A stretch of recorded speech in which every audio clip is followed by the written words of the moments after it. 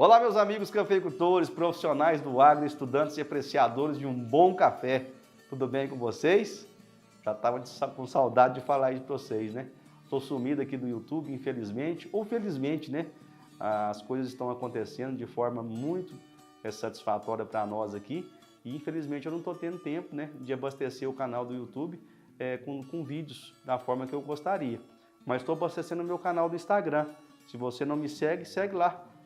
@café além da xícara A, né? Hoje o canal nosso no Instagram tem sido abastecido com vídeos da minha rotina diária. Eu posto para vocês lá todos, quase semanalmente, 2 a 3 vídeos, mostrando o que a gente tem feito de melhor aqui na cafeicultura, mostrando os erros, mostrando os acertos, e tem sido muito produtivo. A gente tem uma troca de ideia, de conhecimento muito sadia lá no Instagram também, e é mais fácil, né, que a gente grava com o celular ali na fazenda, na roça mesmo, e tem sido muito produtivo. Então segue a gente lá no canal do Instagram e para a gente poder compartilhar ideia e trocar conhecimento, tá bom? Pessoal, o motivo do vídeo de hoje é um motivo muito especial. Eu tive na cidade de Itu, há 2 semanas atrás, num congresso de nutrição, que é o NutriExpert, promovido pela ICL. E dentro desse congresso, pessoal, foi uma semana que me engrandeceu demais da conta. Logicamente pelo conteúdo que eu tive acesso, mas principalmente pelas pessoas que eu tive convívio nessa semana do congresso lá em Itu. E uma dessas pessoas, que foi um dos palestrantes, né, com certeza foi uma palestra incrível, vocês não têm noção, só quem esteve lá realmente teve noção desse conhecimento, desse profissional fantástico, que eu sempre admirei e agora tive a felicidade de encontrar pessoalmente, que foi o professor José Donizete Alves, da UFLA, um dos maiores, se não o maior fisiologista de plantas do nosso Brasil, né? Professor que sempre fez trabalhos focados no café e com certeza tem contribuído muito para o crescimento da nossa cafeicultura. Infelizmente foi um congresso fechado, né, voltado para consultores, mas eu queria muito que cada um de vocês tivesse tido a oportunidade que eu tive de escutar e estar junto com pessoas do nível do professor José Donizete. Foi uma semana realmente muito proveitosa. Mas para passar para vocês um pouquinho desse conhecimento que eu adquiri lá nessa semana, pessoal, eu trouxe o professor José Donizete, né? Apesar da distância, nós gravamos um vídeo, ele lá em Lavras e eu aqui em Monte Carmelo, mas nós vamos poder contribuir com vocês e passar um pouquinho do que o professor falou para a gente lá nesse congresso, no NutriExpert, na cidade de Itu. E é para falar comigo que eu chamo agora e convido o professor, já agradecendo ele, né? Professor, muito obrigado, senhor, pelo seu desprendimento, pela sua generosidade em compartilhar o seu conhecimento conosco e principalmente, né, por tudo que o senhor fez e faz e ainda vai fazer para a nossa cafeicultura. São através de pessoas como o senhor que a gente tem, que a gente está aqui na ponta, né? São através do seu conhecimento, de pesquisas que o senhor tem promovido, que tem nos ajudado muito a subsidiar e a crescer, a desenvolver a nossa cafeicultura de modo geral. Então, muito obrigado, senhor, professor, por tudo que o senhor fez e tem feito por cada um de nós. Muito obrigado, Léo, pelas suas generosas palavras, mas o prazer é todo meu estar aqui novamente com você, apesar da distância. Eu estou um pouco rouco, mas vamos ver se conseguimos ir até o final. Muito obrigado pelo convite. Professor, a rouquidão é normal, né? Assim como o café está sofrendo com o clima, nós também estamos sofrendo bastante, né? Está todo mundo passando por isso agora, um momento muito seco, né? E é para falar sobre esse clima, né, professor? Para falar sobre todas essas condições ambientais que nós estamos vivendo, todas essas dificuldades que nós estamos enfrentando, né? Cada ano é um ano, realmente não existe receita de bolo, a gente sempre fala isso. E é verdade, né, professor? Infelizmente não está fácil, né? E eu te pergunto, não está fácil produzir café não, né, professor? O que o senhor me fala? É verdade, Léo. A atividade cafeeira está muito complicada. Isso porque está havendo, nos últimos anos, uma elevada pressão do ambiente sobre a lavoura, sobretudo seca, calor e frio, acima do normal. Isso tem trazido enormes prejuízos à atividade cafeeira. Um bom exemplo foi o que aconteceu com a safra 2021, que sofreu uma queda muito grande devido à seca. Igualmente, a safra 2022, além do reflexo da seca prolongada, ela passou por 3 geadas e frio intenso e está se desenhando, veja bem, como uma safra de bienalidade negativa num ano de bienalidade positiva. Então, Léo, como você destacou, Não está fácil produzir café e esses 2 últimos anos foram muito difíceis para o cafeicultor, pois além de todos esses problemas porteira dentro, está tendo que enfrentar uma escalada dos preços dos insumos sem uma adequada reação no preço do café. Realmente, professor, não está fácil, né, senhor? A gente adequar custo com baixa produtividade, né? É bem complexo. E a gente não entende, né? Porque o café não sobe proporcionalmente ao nível dos insumos, né? Infelizmente é uma coisa muito discrepante e realmente cada vez mais fazer essa analogia entre o preço do café e o custo de produção. Então nós temos que ser eficientes realmente para produzir café, porque senão o custo vai nos engolir. E continuando nessa tocada de que não está fácil produzir café, lá no NutriExpert o senhor fez uma importante distinção entre o normal e o comum quando a gente se refere à queda de produção em relação ao estresse. Fala um pouquinho disso aí para nós, professor. Aquilo foi uma saudável provocação que eu fiz aos meus amigos consultores.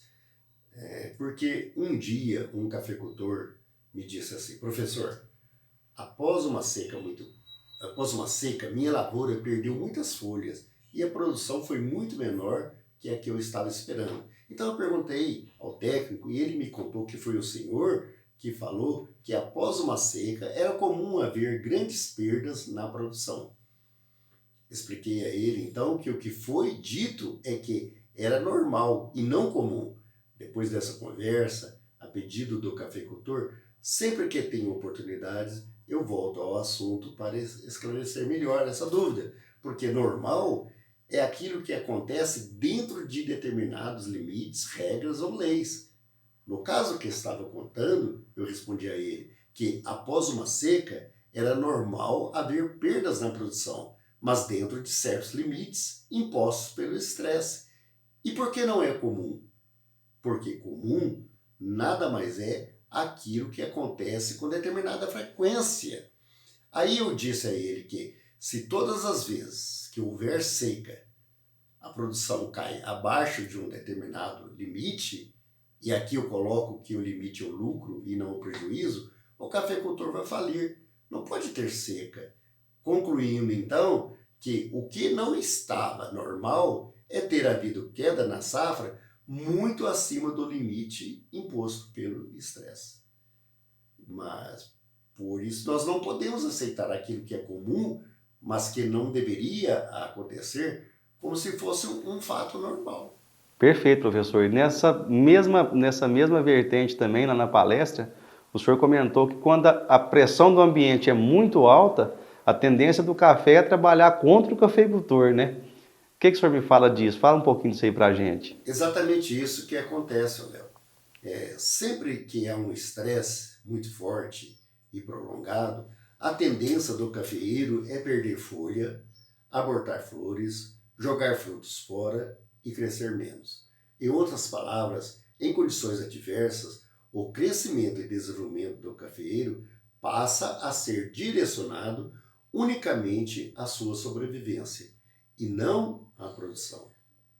Como consequência disso, pelos problemas na florada e na frutificação, a lavoura vai produzir menos naquele ano agrícola e, devido ao baixo crescimento dos ramos, vai produzir menos também no próximo ano, pois sabemos que o cafeeiro produz na porção do ramo que cresceu na estação passada. Então, é preciso entender, Léo, que o cafeeiro ele responde ao ambiente que está submetido e não à expectativa do produtor. E quando eu falo em ambiente, eu estou pensando no clima e no manejo da lavoura. Então, se para o cafeicultor que cuidou bem de sua lavoura, a pressão do ambiente vai superar os benefícios recebidos pelo manejo, diminuindo então assim sua produção, imagine então, Léo, o que vai acontecer com o produtor desprecavido. Esse vai a knockdown. Então é necessário acrescentar que não estou querendo reinventar a roda.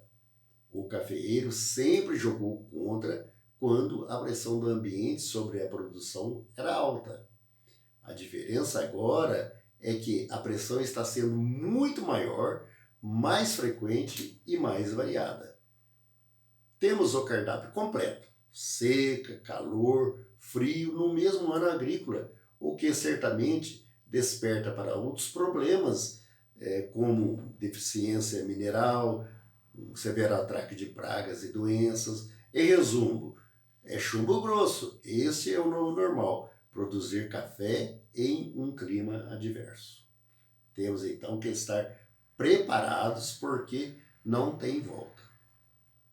Concordo plenamente com o senhor, professor. E dentro desse contexto também, eu reafirmo, né, uma coisa que a gente tem batido muito na tecla, que é o seguinte: a gente tem visto muitos produtores, logicamente, se preparando para colher os seus 60, 70 sacos, e em função de vários fatores, mas mais agravante ainda em função do clima, colhendo seus 30, 35 sacas de média, que é a realidade de quase todos os produtores aqui na região que a gente trabalha.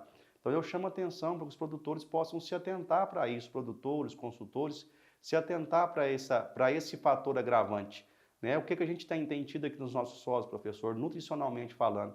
Um excesso gigantesco de nutrientes como o potássio, por exemplo, porque todo ano o produtor se prepara para colher 60 sacos, colhendo 30. Então a gente tem gerado um desequilíbrio muito grande, principalmente entre potássio, cálcio e magnésio, em função desses excessos. Eu sempre falo isso e reafirmo qual que é o objetivo nosso dentro da nossa consultoria. É tornar a propriedade cafeeira rentável. O café, assim como outras culturas, é uma atividade que precisa dar lucro. Então nós precisamos realmente refazer ou repensar no nosso modus operandi para que a gente possa ter, de certa forma, sensibilidade, como a gente tem visto nesse ano agora, que é um ano de insumo muito alto e o preço do café não está acompanhando. A gente tem que ter a sensibilidade para que a gente possa oferecer para o café aquilo que ele vai nos retornar. Nunca acima do retorno, porque senão eu fico com uma conta descompensada. E esse é o grande desafio nosso aqui na cafeicultura como consultoria, é fazer o produtor ter rentabilidade. Nós precisamos pensar muito nisso, professor. E é uma coisa curiosa também, né, professor, que a gente vê muito pessoal falar, né, que o cafeeiro é uma planta resiliente. Mas depois dessa fala do senhor aí, eu creio que esse adjetivo de resiliente não combina muito bem com o café, não. O senhor concorda? Boa colocação, Léo. O café ele é resiliente, mas o conceito de resiliência tem que ser estendido no tempo. Se formos considerar o curto prazo, o cafeeiro ele é uma espécie pouco resiliente, pois dependendo da força, da intensidade e do número de estresse, ele não vai resistir e ter queda na produção. O exemplo mais recente são as quedas nas safras de 2021 e de 2022. Mas no médio e longo prazo, ele sim é bastante resiliente, pois um ano após o estrago e com a ajuda de um bom manejo, ele se recupera totalmente em folha, fica vigoroso e se prepara para produzir no próximo ano, como se nada de ruim tivesse acontecido. Finalmente, Léo, eu digo que depois da frustração das safras do ano passado e desse ano, as lavouras elas estão se preparando para produzir bem no ano que vem. Isto, para mim, é a pura expressão de resiliência. Concordo com o senhor, professor, e a gente tem visto isso aqui muito a campo. Realmente as lavouras estão muito bem preparadas. A gente, né, logicamente, está sendo muito cauteloso para essa preparação, porque a gente tem um longo período de seca ainda, né, da agora até o início das chuvas novamente, tem muita água para passar debaixo da ponte. Mas eu concordo com o senhor também no que o senhor colocou. Nesse sentido de conceito de resiliência, eu concordo com o senhor também. E é o que a gente tem visto aqui, né? As nossas lavouras aqui, professor, não sentiram tanto a questão da geada nessa região que eu estou, né? Mas sentiu demais, principalmente a pressão da seca, sabe? E esse ano agora tem se mostrado um ano muito complicado. Então eu chamo a atenção dos nossos produtores novamente para que a gente possa estruturar melhor os nossos solos, para que a gente possa armazenar água nos períodos mais críticos. Né? A gente está fazendo muito, investindo muito em piscinão, mas nós temos uma reserva muito maior do que o piscinão, que é o nosso solo. Então, através de plantas de cobertura, estruturação física dos nossos solos, a gente consegue criar uma porosidade a fim de armazenar mais água e a gente possa passar esse período de seca de forma mais tranquila e mais segura. Então, eu chamo atenção para isso também, viu, professor? E dentro desse segmento, né, professor? Diz o ditado popular que quando a fruta é muito e o macaco é pouco, o macaco passa fome, né? Na cafeicultura também é da mesma forma, né, professor? O que o senhor me fala? Interessante comparação, Léo. No caso do café, a conta ela também não fecha, pois a energia produzida pelos cafeeiros em anos de bienalidade positiva, como sempre, é pouca e os frutos são muitos. Vejamos por que a conta não fecha. As folhas, elas absorvem gás carbônico e energia luminosa do ambiente e os transformam em energia química na forma do carboidrato glicose. Este açúcar é a fonte primária de energia e carbono para fazer o cafeeiro vegetar e produzir café. Como a energia produzida e a quantidade de carbonos não são suficientes para atender toda a frutificação, os frutos lançam mão das reservas do lenho para o seu crescimento, exaurindo com isso o cafeeiro de todas a sua reserva na forma de amido. Daí dizemos que, após uma grande produção, o cafeeiro fica depauperado. Como com reservas insuficientes e com uma florada grande, o cafeeiro dá um jeito de balancear o tamanho do dreno à força da fonte. Como? Abortando um grande número de flores na pré-florada para produzir menos. E se for preciso, mais na frente, na pós-florada, ele diminui ainda mais sua produção, restringindo o pegamento dos frutos. Esse, Léo, foi o sistema de peso e contrapeso fisiológico que o café arábica encontrou para adequar as reservas de energia à sua produção. No lugar de aumentar a produção de energia, ele diminui a produção de frutos. Isto está lá no seu genoma e mudar isto é quase impossível. É importante destacar que isso acontece em condições normais de clima e de manejo da lavoura. Sob tensão, então, ou estresse, o cafeeiro produz menos energia ainda do que comumente produz e, consequentemente, o aborto de flores é maior e o pegamento de frutos é menor e a produção será menor ainda.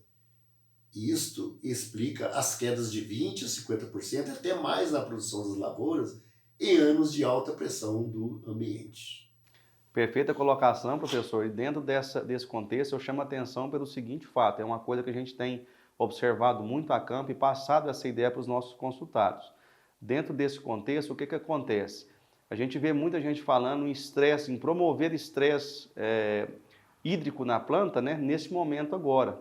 Isso por muito tempo, professor, foi uma realidade para nós aqui e, logicamente, né, dentro de algumas áreas mais úmidas, de baixada, a gente consegue promover esse estresse de forma muito satisfatória. Eu retiro, nesse momento agora, a água do café para que a gente possa promover uma uniformização da florada. Só que em anos de estresse, professor, como nós estamos passando aqui, o estresse ambiental, nós já estamos com um déficit hídrico no solo muito, mas muito relevante. Antigamente a gente chegava com chuva até maio, junho, isso não acontece mais. Então as reservas nossas de água no solo estão cada vez mais baixas.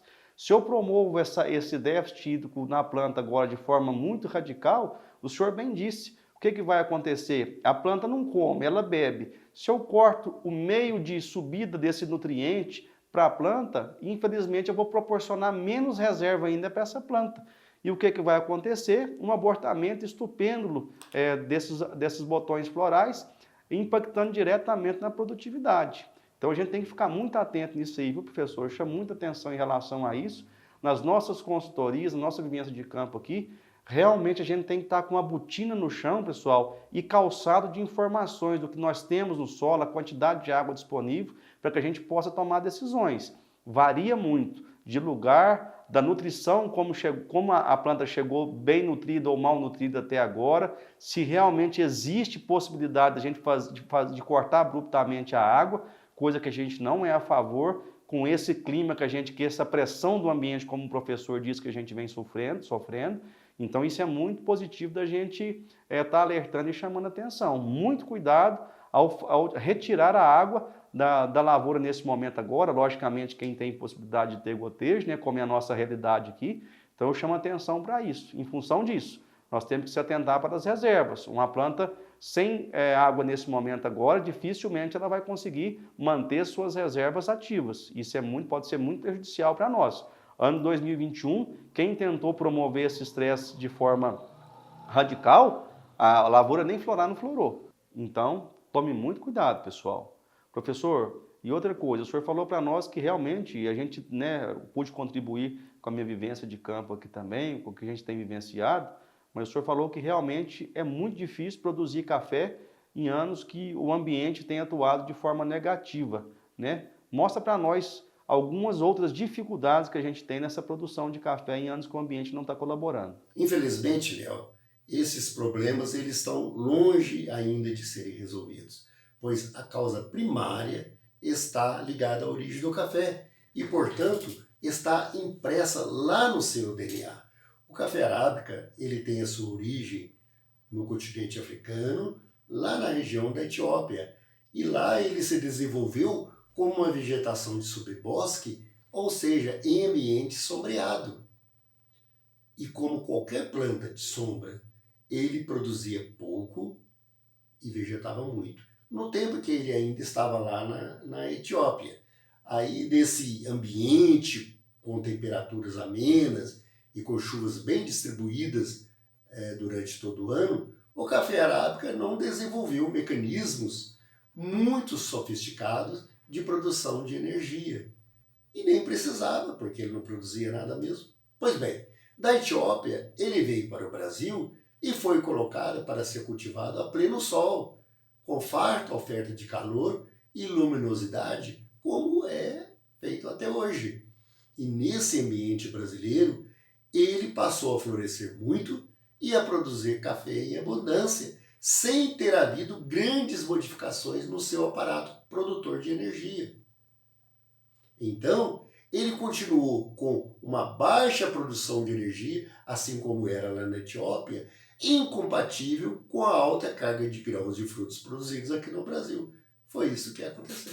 Entendido, professor. Perfeitamente. Realmente o café que é o de paraquedas para nós aqui, né, coitado? E o bichinho está sofrendo com esse clima nosso aqui, né?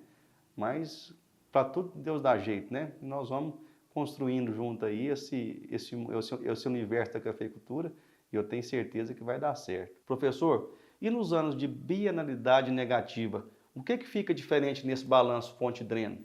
Depois de uma grande safra, logo após a colheita e com as condições do clima voltando ao ideal, o cafeeiro começa a produzir energia e estocar moléculas de carbonos antes do início da primavera. Este estoque de energia e de carbono, inicialmente ele vai ser priorizado para recompor as reservas de amido-lenho, ao mesmo tempo em que ele vai ser canalizado para o crescimento dos ramos, folhas, caules e raízes. E, na sequência, vai atender, por último, às necessidades energéticas dos frutos.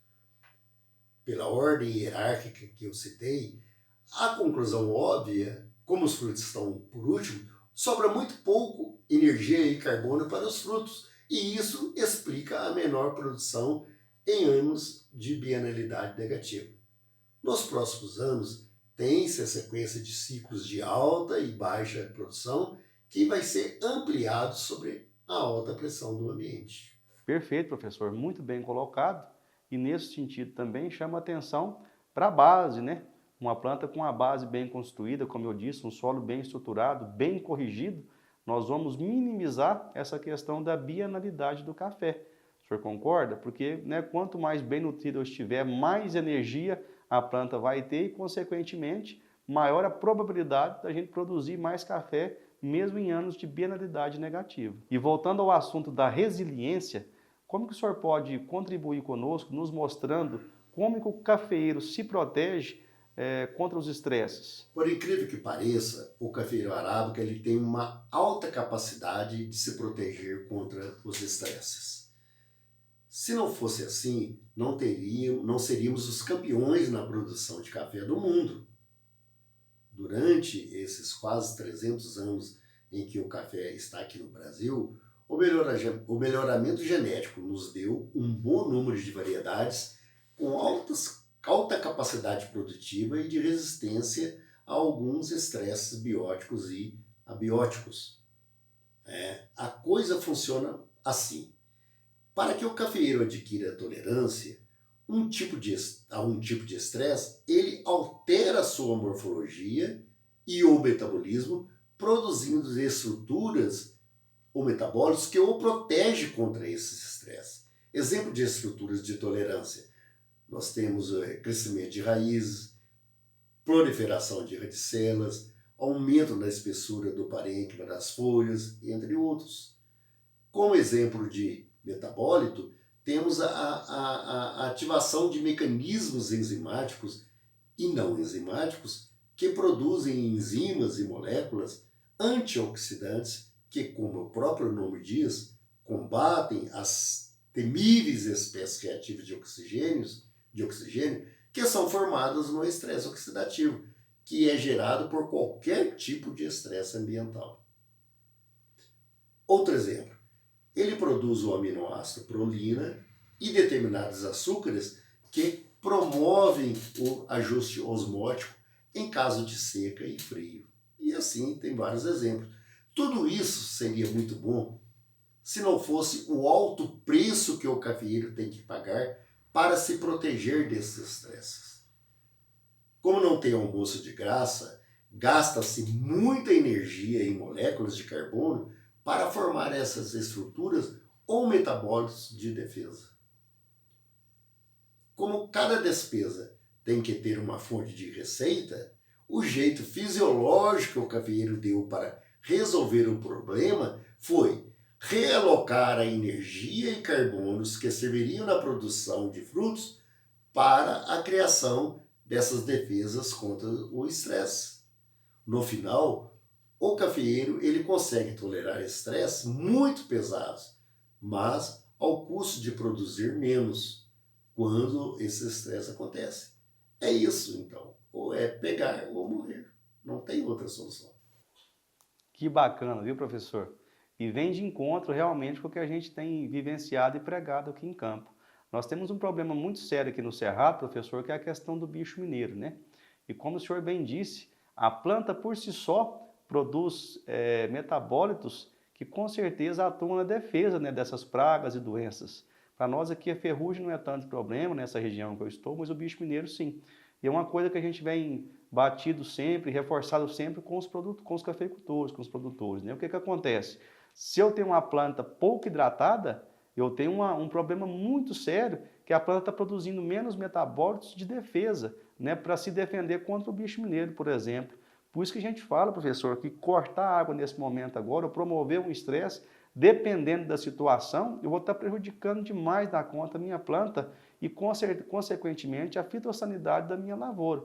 Né? As nossas consultorias aqui, nós estamos cada vez mais mitigando essa questão do bicho mineiro através desse balanço hídrico bem feito, né? Mantendo a planta sempre hidratada, logicamente visando uma homogeneidade da florada, mas mantendo a planta com hidratação, sempre com déficit controlado.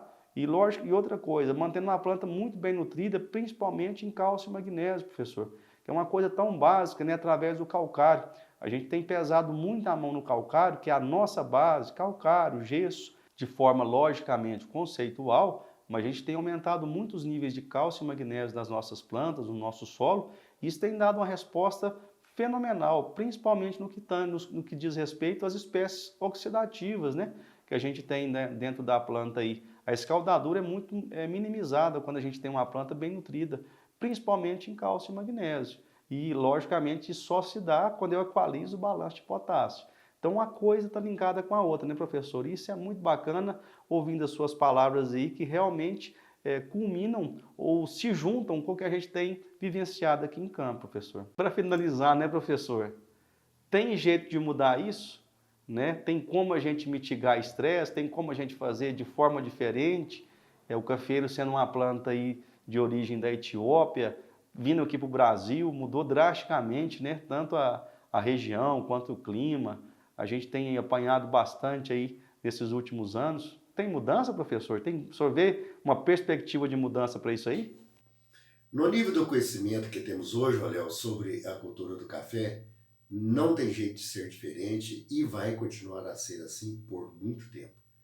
Felizmente, a pesquisa está sempre evoluindo e encontrando novas soluções para velhos problemas. Então, o jeito é ficar atento às novas tecnologias, novas cultivares que estão sendo lançadas, aos processos e recentes manejos sugeridos pela pesquisa e estudar muito para entender na base a raiz dos problemas. Essas ações em conjuntos, elas vão servir para mitigar as perdas sob alta pressão do ambiente. Sem ufanismo algum, né? No caso do café, tudo no Brasil é melhor. Praticamos a melhor tecnologia cafeeira, nós temos os melhores profissionais na pesquisa cafeeira, as empresas privadas, elas estão atentas aos problemas e engajadas no lançamento de novos produtos a cada ano. E temos a melhor assistência técnica, governamental e privada possível. E, por último, os cafeicultores são os mais tecnificados e mais apaixonados pela cultura. Então, nós temos que tocar o barco e continuar a produzir café. Mas como o café da xícara acabou, não é mesmo, Léo? Então nós podemos voltar a conversar quando a xícara estiver novamente cheia. Abraços a todos e grato pela oportunidade. Ô, professor, que satisfação. Concordo com o senhor em grau, número e gênero. E o senhor falou uma palavra aí que a gente sempre reforça também, que é a base, né, professor? Apesar de toda a tecnologia que a gente tem galgado, né, todo esse avanço através de variedades, de novos produtos, né, de novas estruturas, eu faço um apelo mais uma vez a todos os cafeicultores e consultores que estão nos assistindo. Vamos focar na base, pessoal, a base está esquecida. Vamos fazer um manejo de irrigação bem feito, né? Vamos fazer um manejo de calcareamento bem feito. A nossa base muitas das vezes está ficando deixada de lado.